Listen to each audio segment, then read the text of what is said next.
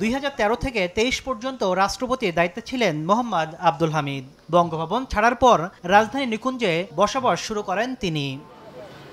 ক্ষমতার অপব্যবহার করে নিকুঞ্জ এলাকায় বাসভবন, সাজসজ্জা ও সৌন্দর্য বর্ধনের নামে রাষ্ট্রের 24 কোটি টাকা ক্ষতি করেছেন সাবেক রাষ্ট্রপতি আব্দুল হামিদ। এমন অভিযোগের বিষয়ে অনুসন্ধানে নেমেছে দুদক। রাষ্ট্রপতি থাকাকালে ব্যক্তিগত সুখ বিলাসের জন্য ক্ষমতার অপব্যবহারের মাধ্যমে নিকুঞ্জ এক আবাসিক এলাকায় সাজসজ্জা এবং সৌন্দর্য বর্ধন প্রকল্প বাবদ রাষ্ট্রের 24 কোটি টাকা ক্ষতি এবং অবৈধ সম্পদের অর্জনের অভিযোগের বিষয়ে অনুসন্ধানের সিদ্ধান্ত গৃহীত হয়েছে। এদিকে আলোচিত সমালোচিত ব্যবসায়ী সাইফুল আলমের বিরুদ্ধে আরও একটি মামলা করেছে দুদক। এবার জনতা ব্যাংক থেকে 1900 কোটি টাকার বেশি আত্মসাতের অভিযোগে 34 জনের সংশ্লিষ্টতা খুঁজে পেয়েছে সংস্থাটি।